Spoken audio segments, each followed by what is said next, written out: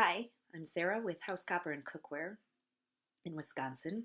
It is a blustery winter day here, and I am reshooting a video that is similar to what we've already posted, mainly because I wanted something a little more linear, concise, using the science a bit more specifically, hopefully easy to understand. And I'm just going to be talking why I create and manufacture tin line copper cookware as opposed to any other type of lining. I manufacture, and I fabricate copper cookware in my garage shop. I get a little help from other artisans who will pour my handles or spin the bodies of the copperware, but essentially the rest of it's on me. Yeah, the drilling and the riveting and the tinning and the polishing and everything else that happens to make it a copper cookware piece that I do. I also have an apprenticeship under a master tin and coppersmith. He's been doing this for decades, and I've been working under him for almost 2 years now. And we create from scratch tin and copperware from flat sheets of tin and copper using tools from the 17 and 1800s. I also have those tools in my garage, but I use modern power tools when I am fabricating this type of piece. This is one of the prototypes, but this is one of the big 12-inch fry pans we just created, and those are what I build. They're not reproduction wares. This is just my opinion, this video on why I choose to manufacture tin line copper cookware. Just my opinion.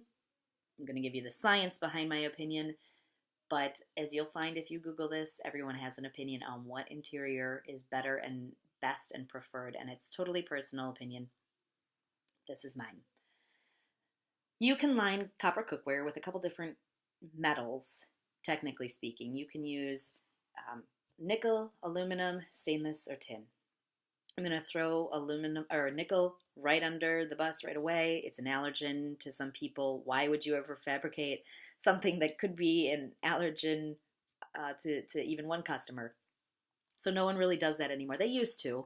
You might find really old copper cookware with nickel on the inside, but if you get a good tinner, we'll bead blast and grind that out and replace it with tin, which is pretty much, it's a lot safer than nickel.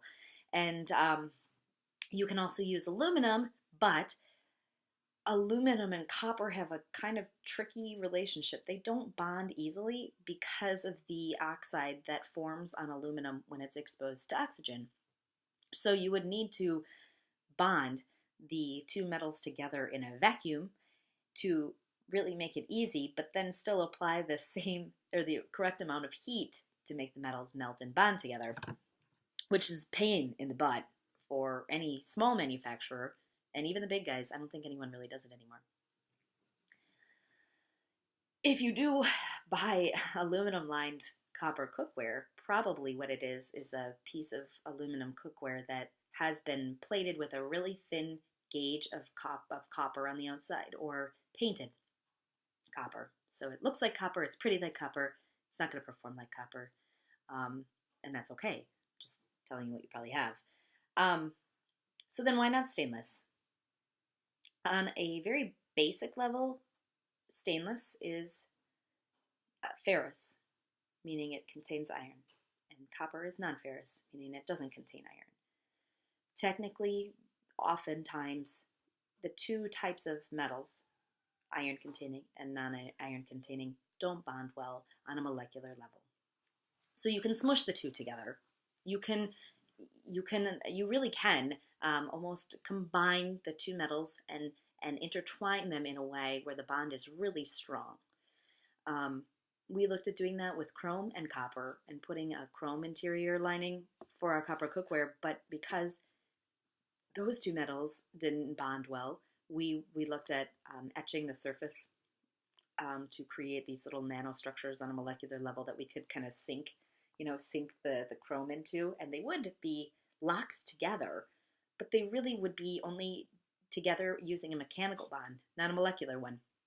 And what I wanted to do is create something where when you heat the metals together, they are bonding on a molecular level and creating one atom thick of a, copper and tin alloy between them. So you've created a brand new metal on a molecular level that is really bonded in a way a mechanical bond just can't.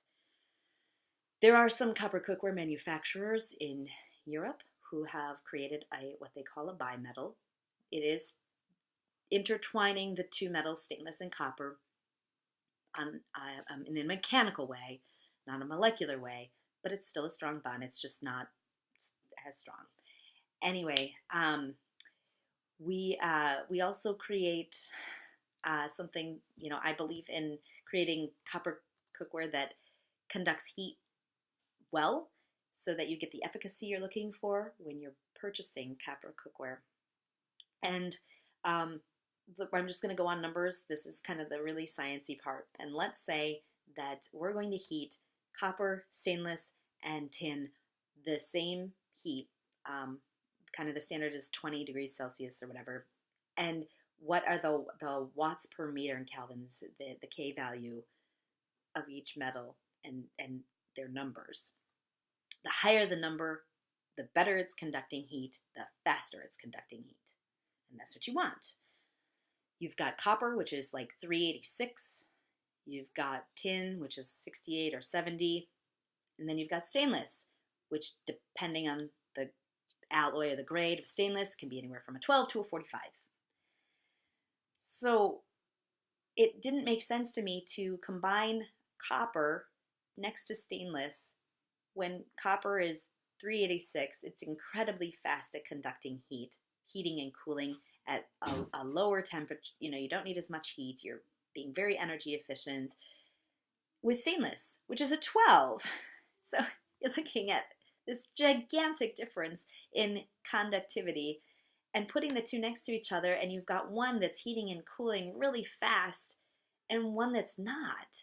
And you combine them. I mean, why bother with the copper on the outside then? You may as well just get a stainless pot, cook in a stainless steel pot. Otherwise you have this copper exterior with the stainless interior, and you've heated the copper on the outside, and it still is going to hit that wall of stainless on the inside, and it's got to work its way through. It's a metal property. You can't say, well, if there's less stainless steel than other pots, this stainless steel is going to be faster. Well, why? It's still going to it's still going to conduct heat at a 12 to 45 versus a copper, which is going to be 386 at 385. So I wanted, tin is a 70. It's still not anywhere close to 386, but it's a lot faster than your 12 for stainless. And it's bonded at a molecular level to the copper, which stainless isn't. So I'm going to choose something that has bonded molecularly and is faster and moving that speed of your heat through your pot at the rate it's supposed to, as opposed to holding it up, which is what stainless does. Stainless steel lined copper pots have been around a handful of decades. I know the Falk pattern patent goes back to about 1985, and that's 32 years. Tin-lined copper cookware has been around for hundreds of years, and so I know for sure that when I'm offering a tin-lined copper pot, it's going to stay together forever. The tin might wear out eventually, but the copper is not going anywhere, and you can always reline it, and it'll work just the same. And that's why you'll find my copper pots in a dig, and they'll still work technically, 5,000 years from now when an archaeologist finds them. I don't know, will the stainless and copper bimetal products stay together, or will the rate of their heating and cooling eventually make the two pop apart? You can see that happen already on certain wares, and yet, science is amazing. Maybe someone will figure out a way to bond everything so it works. But that's my opinion on why I use tin-lined copper cookware and why I manufacture it. And I look forward to hearing everyone's thoughts and hearing what works for you. And have a great day.